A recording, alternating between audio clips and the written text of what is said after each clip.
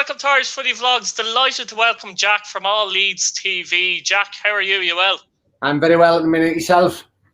Yeah, I'm brilliant. Appreciate you coming on, by the way. Great stuff. It's a pleasure. Do a lot of great work, so you do, in fairness. So my dad's a Leeds fan, by the way. I forgot to mention that off air.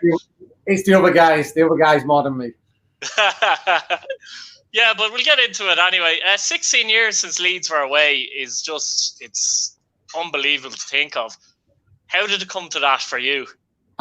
Well, I mean, when you think about it, it's just Leeds' luck now. 16 years away and we can't even go to the ground to watch any more games now. So it's just typical Leeds fans' luck. But no, I mean, last year, fantastic. I mean, the last 2 years, to be fair, under Bielsa, absolutely have been amazing, and the growth and just the football that they're playing is just, it's fantastic, you know. And even this year in the Premier League, you watch them, they've been an absolute joy to watch. I know the last two results have not been great, but you know, it's just, I mean, when we actually got promoted, I mean, the celebrations, the whole thing, the whole city of Leeds was just lifted completely. Just, it meant so much to everyone as a city, even if you aren't a football fan, but just for Leeds United to be back where they rightfully belong, and they do rightfully belong there. They do. Yeah, I think most fans, actually, even the rival clubs, are delighted to see Leeds back. They want to beat them, but they're delighted to see them back, you know? Yeah, I'd say so. I mean, you do a hell of a lot of praise, a lot of fans, even them across the Pennines were glad to see us back, because, you know, they have the rivalries. But, I mean, it's like, say, 16 years, a lot of fans I've never experienced Leeds United, what it's about. And unfortunately, at the minute, they still cannot experience what Leeds United is about, and the fans and the fan base and the passion and, you know, what we bring, you know, when we travel away, everything, you know, and they're still not experiencing it yet. So, God willing, we stay up and we're back next year, and we can, you know, we can do it properly and show them exactly what Leeds United is. Yeah, I think they should stay up, to be honest. I think the style of play they play, they might get a few hammerings like they have in recent weeks, but they're also going to win football matches by playing like that. So, you know, if you're picking up 3 points even here and there, it'll definitely be enough to stay up, you know, that kind of way. I totally agree with that. I said that, and I think if you be a realist, you know, it's the first year back. Let's be truthful about things. We are going to get a couple of hammerings. We're going to get what happened against Leicester. We're going to get what happened against Palace, you know. But I always, what it is with me, I think it's them teams I fear more than your Arsenals, your Man United, your Cities, your Chelseas, because we'll just take it to them. Whereas these teams that are a bit more, right, we need to be a bit more savvy here, you know, and they'll put up a different sort of game against us, whereas your Man Cities expect to turn up and win. And we showed we can match these teams. We can match them. And I'm proud of them so far, yeah. I think the amazing thing from my point of view, seeing Bielsa there, is that a lot of the players he has now are kind of going nowhere in the Championship, weren't they, as well? That's the amazing thing about it, isn't it? Well, I think that just shows a testament of what he is and how good he actually is. I mean, some of them players there, you had Matthias Klopps, who was farmed out to Holland, just forgotten about, which I thought was a bit of a travesty, because I did like Matthias. He's come back. He's played every single game under Bielsa. So obviously Bielsa's seen something. I mean, we all know the history about the first phone call, and he didn't answer, and then the next morning they rung him again, and he'd watched something like 10 hours of the previous season's games. I mean, the man's a god. The man is an absolute genius. We've all said, and we all fear the day when he actually does call it a day. And it's like, how do you replace him? How do you replace him? And he has turned this club around. He's absolutely turned this club around, the whole culture, the way that they look at how the dietary, how they train, everything. He's just completely turned the club around, and it can only be good for the future now, you know, because there's something in place there now that they can build on, and that's the thing. We can build on this now. That's what I was going to say. At least if he goes in the next, say, year or two or whatever, you have something to build on, and hopefully you are in the Premiership next season, because he is the type of manager that kind of demands and gets a lot out of players, but it's very short term, isn't it? It's very difficult, the style of play he has, seemingly, to keep that up over a number of years. I think that seems to be the issue with him as such, as in staying long term at the club, isn't it? I think so. I mean, as from what I know now, this is the longest he's ever spent at any club. So. You know, so that just shows there's something about the club, there's something about the project, there's something that he likes about the place. You know, as I say again, before he even took the job, he found out about the city, he found out about the culture, he found out about the people, he wanted to know everything about the background of not just a football club, but the city as a whole, you know, and see, does it fit what I want? That's just how thorough he is. We know that, don't we? You know, he's a mad genius, isn't he? As we would call him. That's how only way you can describe him. Most geniuses are mad. Let's be honest about it. He's borderline between madness and genius, isn't he? And I think that he would be a perfect example of that. There is. Obviously, the last time you were in the Premiership, you had a few managers. I think you had Eddie Gray, Venables, but we'll go back to David O'Leary. Right. How's he seen in Leeds now at the moment? Obviously, ex-Irish international. I think he played 10 times for Leeds overall, but he managed, I think, between 98 and 2002. Correct me if I'm wrong. He did, how's he seen now in Leeds? Does he get any blame, in all honesty, for the demise of Leeds, though, at the same time? No, I don't think O'Leary gets the blame. It's I think when we look at it, it's got to be Peter Ridsdale who gets the blame for what happened with Leeds United. Completely overspent, you know, didn't keep his house in order. You can't spend money that you haven't got. Peter Ridsdale was spending money on the premise that Leeds United would be in the Champions League every year, and you couldn't do that, and that was the problem. You know, it was great at the time. I mean, David O'Leary was lucky enough that he had a lot of good young players come through. He had Jonathan Woodgate, Alan Smith. Say, you know, Adi Kula, we don't really like to speak about that much these days, but another one again. You know, and he had some fantastic players come through, and he bought some great players. Obviously, Olivier Decourt, Eric Bakker, Mark Viduka. I mean, them names just roll off the tongue now. And if they were playing now today, you know, it'd be fantastic to watch them again. As I say, the Champions League run, getting to the semi-final, you know, they were fantastic days, absolutely fantastic days, and we wished they could have gone on forever, but unfortunately, history tells you that they didn't, and unfortunately, it just went down after that. I think the interesting thing there is, are those kind of memories worth the 16 years being out of the Premier League? Put it that way. It's a difficult one because you could easily be. I remember at the time, Aston Villa, was it Jack Ellis? Wasn't he the chairman of Villa? Doug Ellis. Jack Ellis. Doug Ellis. Yeah, he was the chairman of Villa. And I remember the Villa fans were complaining, saying they weren't spending enough, but they were plodding along mid-table in the Premier League. Yeah. You know what I mean? They could have ended up a Leeds United story had he put in money they didn't have, let's say. Yeah, I suppose. I mean, it's a difficult one, isn't it? We did. We lived the dream for a couple of years there. You know, the UEFA Cup semi-final. Obviously, tragic events surrounding that, and then obviously Champions League semi-final. And it's like, say, I mean, some of them games there, Barcelona. You know, they had Rivaldo, Romario. Some of these players, they just rolled off the tongue. World-class players. I think Milan was another one, wasn't there? AC Milan beating Milan, Lee Bowyer last minute, you know, and obviously the big one there, Deportivo, the 3-0 Deportivo, fantastic Spanish side, and to beat them 3-0 at Eleanor in the quarterfinal. I mean, the second leg out there was very, very twitchy. We were backs against the wall, you know, for that second leg, but we're seeing it through now. Obviously, we just come up on a bit unstuck in the semi-final. Obviously, Valencia, you know, and if you remember Mendieta. Yeah, I do actually. Fantastic player, and he was just too hot to handle for us. But they were great days, you know. It were fantastic, and I mean, where things are going. I mean, obviously the money that's involved in football now makes it a lot harder to try and get up there. We obviously your Cities, your Chelseas, they've got far superior finances to what we have. But we have a chairman in Rajazani who he's building a club properly. And, you know, they're looking long-term. They're not looking short-term. They know that we need to really reassert ourselves back in the Premier League. A couple of years in there, you know, obviously get more finance behind us and then look at pushing towards that top six. And he's doing everything brilliant, you know. It's about time we got a decent owner. And absolutely. You know, that's the thing. But, yeah, he's fantastic. Rajazani, everything that they're doing at the club at the minute is just, you know, thumbs up. It is. I think as well, though, the fact that Leeds, they're a big name, they're a big club, if they were to get into a position of where, say Leicester City at this minute in time, I think Leeds would have the ability to attract better players than Leicester City would if they were in Leicester's position because of the size of the club, the history of the club, etc., though. That's the thing. If they can build towards that slowly, as you say.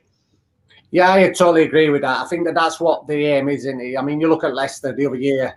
I mean, that would have fairy tale one. It would just, it would have won off what they did. Everything went right for them, and I was delighted. It was nice to see one of the other teams rather than your Cities, your Liverpools, your Chelseas, your Man Uniteds. Someone else win it. It was absolutely fantastic for football as a whole. To see that, and still they've, obviously the year after they didn't win it, but this year they've impressed me. I think they're a great side, Leicester, anyway. But again, it's all about just building and keep building and keep building. Not as in having billions behind you, but if you have a good structure in your football club and you recruit well, I mean, a lot of the basis with Leeds United at the minute is young kids, 23s, under 23s, and they are constantly building and looking. Now, a lot of these may not make it, but if you can get 2 out of every 7 that can make first team football, and then even if you sold them on as a profit, you're making money to go on and buy better players, your world class players. And the future's bright, absolutely. Yes. That's kind of actually what Chelsea done the last few years, actually, with their youth development. If they weren't good enough, they sell them on, and as you say, you make a profit on that. Some people don't like that. Sometimes you loan out players, but it is all about making money. You need to be able to make money with FFP as well. It's vital. It is. It's a business. Like you say, FFP is a massive thing, with every club at the minute. You do wonder how you like to see Man Cities and the rest do get away with it, but, they do. But yeah, that's it. I think we're building a good club again from the foundations up. And it's fantastic, as a Leeds fan myself, for years I've been through the ups and downs as the song goes. And it's fantastic to see where we are now. And, we can all see yourself the long-term plan. I think when Radrizzani first come in, he said it were a 5-year plan. Now I think we're into year 4, so I think he's actually in front of where he thought he would be now. So, all testament to him. And obviously Angus Kinnear and Victor Orta, everything, the 3 of them there, they're doing a great job for us. Yeah, no, it's vital to have a good chairman, isn't it? As we've seen with Leeds before, a number of chairmen. We won't talk about the Italian guy either. No, the mad Italian, yeah. Yeah, exactly. We'll talk about Jack Charlton actually for a bit, because Jack Charlton, funnily enough, is obviously Ireland's most successful manager, greatest manager, to be fair. He spent 21 years at Leeds United, which is just incredible. He obviously won a World Cup. What do you know of him as a player? Obviously, you're too young to have seen him as a player, but what's the general consensus with Leeds fans in relation to Jack Charlton? Obviously, 21 years at the club, he must have some status. Jack Charlton is a legend at Leeds. Always has been. Obviously, with me, myself being Irish as well, he's a legend with me for what he did with Republic back over there. I mean, I have a tale. I actually met Jack Charlton when I was a young lad. We got a book signing, and I had the 1988, the Opal Republic of Ireland shirt. I went and met him at a book signing, and I got him to sign it and everything. Anyway, I went to shake his hand with my left hand, and he gave me such a telling off. He said, "Young man," he said, "never shake another man's hand with your left hand, always your right hand." That's what he said to me. It always stuck with me that. I learned a life lesson from Jack Charlton that day. How old were you, by the way? Always, I'm 44. No, sorry, at the time. Would you? Oh my God, I'm 12. So 1990, I'll have been what? Yeah. I'll have been about 1990. I'll have been about. God, I can't. Sorry, in your 20s, early 20s. Yeah, early 20s. No, I would have been early teens. Yeah, early teens. Yeah, would you? All right, fair enough. So yeah, Jack Charlton, absolute legend at Leeds United. Yeah. Yes, absolutely. Yeah, when he sadly passed there not so long back there, there were a lot of tributes for Jack, and I don't think he'll ever be forgotten about. Obviously, he was part of that great side, hard man. Just he epitomised what Leeds United were, record appearances, and I think it'll be a long time I think it'll be a long time till that record gets beaten as well on the appearances that he made for Leeds United. Yeah, especially these days. These days, yeah. He seems, though, doesn't he, a very intriguing man as well, though. You told a little story there, and that kind of says it all about him. Apart from being a manager, we've all heard these kinds of stories, and I'd say he was a bit of crack back in the day. Put it that way. I mean, I think we all know all them back in the day. You call them all by the wrong names and everything, and whatnot, when he was Republic of Ireland. But yeah, from what you hear, I think he was just a fantastic man and a fantastic human being, as well. I think he was. Fantastic stuff. Now we'll get into your top 5 Irish players who played for Leeds United. Did you actually do this in order, or is it difficult to order them? No, it's in order. It is in order. It is in order. So start 5, okay? We'll do a countdown. Right then. So number 5. This player, obviously, you're part of the OLeary here. It's Stephen MacPhail. Fantastic left foot midfielder there. I think he were another one that OLeary brought through from the youth team as well. Yeah, definitely. He suffered a lot of injuries, though. That was the only thing that let him down, Steve MacPhail. But absolutely gifted player. A left foot, and he could ping it about all over. And I liked watching him. Watched him a few times, and it was a shame what happened with him. I think he could have had a big future at Leeds, but obviously he did suffer quite a lot of injuries. So yeah, I think in 7 years he only played 78 league games, something like that. Would you believe he only had 10 caps for the Republic of Ireland? No, yeah, which is a bit of a travesty because he was a fantastic player. He was a great player. He's getting compared to Liam Brady. He was very similar stylistically to Liam Brady. He could glide in the pitch. When he was available, as you say, he was fantastic. I remember a couple of goals. I think it was Stamford Bridge against Chelsea. I'm not sure. Yeah, do you remember that? Is that right? Yeah. And even when he was injured and he came back from injury, he seemed to be not affected by the injury. It's just sickening that he just got injured his whole career, because he was a fantastic footballer. He was a fantastic footballer, but I think that was his letdown one. He would just seem to be injury prone, and it was a shame because he was definitely a gifted player. He was. Absolutely.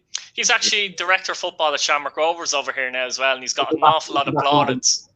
Yeah, he's got an awful lot of plaudits for the work he's done there. They won the league this year for the first time in a while, and they were beaten 2-0 against Milan in the, what do you call it? Europa League, qualifying. Yeah, he's got an awful lot of credit for what he's done and how he's built Shamrock Rovers, but it just shows the intelligence of the man as well, though, Yeah, absolutely. So who's your number 4? Number 4, he was the left back. Absolute dynamo on a free kick. Dead ball, any dead ball situation. I think I'm on about now. Ian Hart. Ian Hart was obviously part of that great side, the OLeary side there. You give him that ball 25, 30 yards out. Generally, 9 times out of 10, it was going straight in top corner, wherever the keeper was going to be left for dead. Another one. The only thing they ever said about Ian Hart, he was a lack of pace. Just 100%. The thing that were his downfall. That was the only thing. But dead ball situations, he was absolutely dynamite. I mean, you used to speak around that time. You had David Beckham, who were the golden boy, golden balls, whatever. But Ian Hart was every bit as good as David Beckham at free kicks from anywhere around that edge of that ball. He was fantastic. Absolutely. Yeah. He was very good at getting down that left, getting crosses into the box. As you say, his lack of pace meant that he often got caught out positionally because he simply couldn't get back in time. So that was a bit of a problem. Well, how I used to describe him, he looked like he was running with an open parachute on his back. That's how I used to look at it. But apart from that, though, he was a fantastic player. Fantastic left foot. Sweet left foot.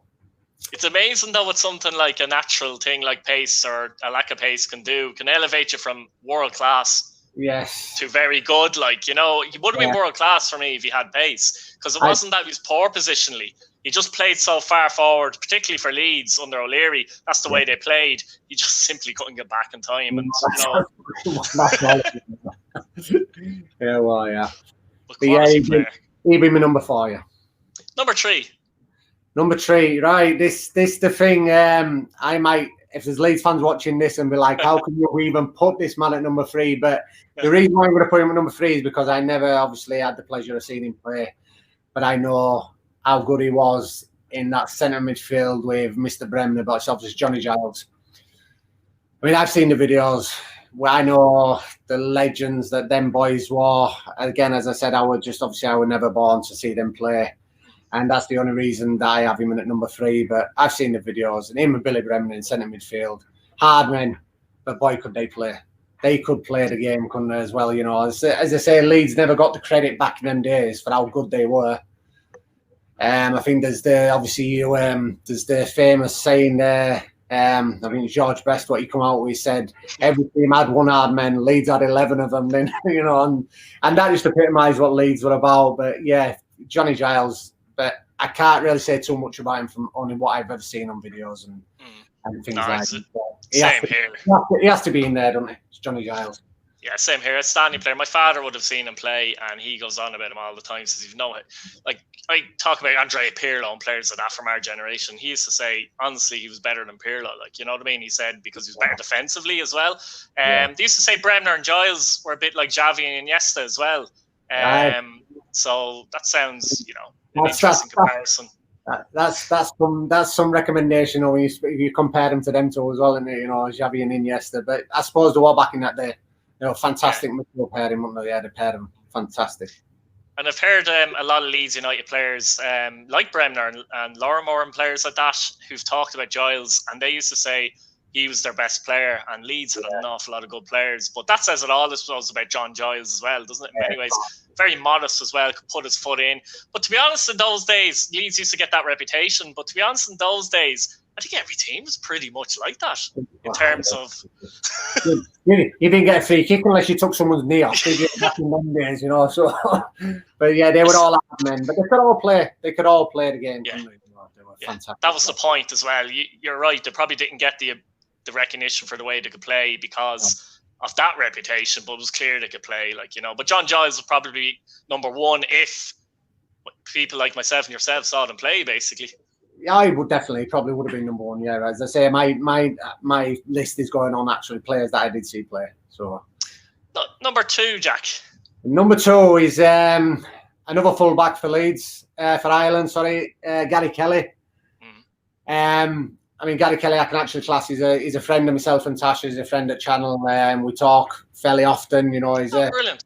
He's a massive Leeds fan still. Is Gary? I mean. Again, over 500 appearances for Leeds, captained them in the Champions League days. Again, he epitomised what Leeds United were about. He had everything, all that. His heart, unbelievable, and a great player. And played against some fantastic wingers, your Ryan Giggs, your Ronaldos. You played against them all. No one ever made a mug of him. Didn't score too many goals. But when he did do it, always quite special. And I think I forget the team he scored against. What team did he score? Wigan. He scored an absolute 25-yarder straight in the top corner.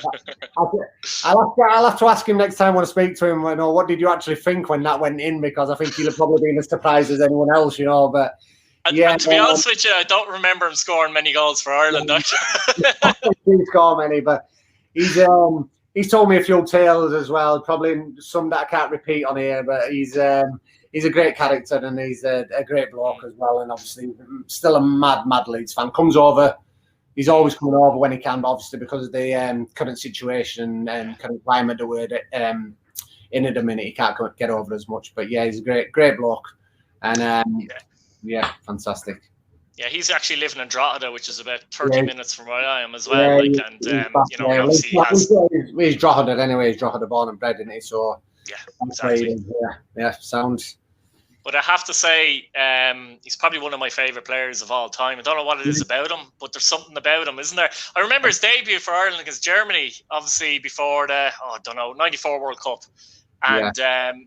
He was absolutely fantastic. He was like, who's this guy all of a sudden? Like, you know what I mean? Because with internet and things like that, players came in and, you know what I mean, before internet, and you'd be like, who's this guy, basically? But he was fantastic. He could do everything, as you say, because he could defend. He was a great leader as well. That's another point I'd make. He was a fantastic leader, wasn't he? Yeah, he was. In fact, did he captain Leeds? I'm sure he captained Leeds. He did captain Leeds. For a good couple hundred games. I mean, during the Champions League days there, he was captain then, and I think obviously Lucas Radebe came in, and when Lucas was the captain, then when Lucas was out, Gary was always the captain. He was always, you're the captain. If Lucas is not the captain, then Lucas went, and Gary was captain for a long time as well. Yeah, because he was a leader. Gary Kelly was a leader. He was. And there's a feeling that he still leads true and true, isn't he? Kind of a thing. He's that type of player. Unbelievable, absolute mad, stone mad, crazy. Yeah. Stone mad crazy, yeah. He is. Great bloke. Great bloke. Brilliant stuff. Brilliant stuff. Number 2, Jack. Is it number 2? It is. No, yeah. number 1 now. We're on number one. That's number 2. Apologies. Apologies. Right, number 1 is actually my favourite all-time Leeds player. My number 1 Leeds player. When I first started going to watch Leeds United back in the 80s, they didn't have a great side back then. When Billy Bremner was manager back like 85, 86, 87. But John Sheridan, for me, still is my favourite Leeds player. He made me fall in love with football completely watching him play for Leeds. You know, they didn't have a great side back then, but you just used to see him get the ball at his feet and he was just different class. His right foot, he could just ping that ball wherever he wanted to, and he was hard as well. He'd get stuck in. Yeah. But I always remember back again. I was in the South Stand, and it was the goal he got against Derby County, and it was a free kick on the edge of the box there, and he literally got passed back to him. He flicked up with one foot and just volleyed it with the right foot straight into the top corner. I'd never seen anything like it in my life. Honest to God, it was just the most amazing thing, and to be actually behind it and see it go straight in like that. And I think there was the other goal in Charlton in the playoffs. It's the playoff replay down at St Andrews, playing the first ever playoff final, and he actually points to the keeper where he was putting the ball, and he just pointed there like he just actually pointed it to the net. If you watch it and if you're watching this and you get it on YouTube, Charlton 87. And he points to where he's putting it to the keeper and puts it straight in the top corner. That's something you do in a 7-a-side or something. Playing with kids, but it was actually the playoff to get promoted to what was the first division then. Unfortunately, we lost on the night as well. That went in, we lost 2-1 on the night. But he was just a gifted player. And I will admit, when we sold him at Nottingham Forest, I actually cried a lot of tears because I was absolutely devastated to see him go. He was there a long time, though, wasn't he? I think he was there from something like 82 to 89. Is that right? He was, yeah. He came through with Eddie Gray. Yeah. He was the manager there. And then, he got in, and obviously Billy Bremner played him. I mean, they didn't have a great side back then. They had some great characters. Ian Baird, another one striker. I mean, John Pearson, Andy Ritchie. They had some great players, but it wasn't a great side. And, they were the days we would, thereabouts trying to get back out of the league, and it unfortunately never happened. And then he went to Nottingham Forest. Yeah. He probably didn't play enough times for Ireland, if I'm honest with you, because let's say there was a conflict of interest in style of football under Jack Charlton. That was the only criticism I would have had of Jack Charlton, to be honest. He'd done a great job, but if you were a footballer in the team, you were screwed a little bit. And Sheridan was a pure footballer, let's be honest about it. Like, he got on the ball, effortless actually is one of the big things with him. So that was a pity in those terms, I would suppose. Look, Jack, that was fantastic. Really enjoyed that. Your top 5 list was great. Left out Robbie Keane, which was interesting. I'll just get that in there. Yeah, I left well. I think what it was, I've had to go there. I probably could have picked Robbie Keane, since I actually shared a birthday. Me and Robbie Keane have the same birthday. Really? So I could have put him in, yeah. July the 8th, me and Robbie Keane. But I was just thinking about it, as I say, because I think the one out of all of them who I probably maybe and ah about was probably Steve MacPhail. But I just remember when he did first come on the scene, I thought, this kid is gifted, and I think I was just a bit disappointed it didn't work out for him properly, because he was a fantastic player. You could see he could have really, really been a Leeds legend if injuries had not hampered him a bit.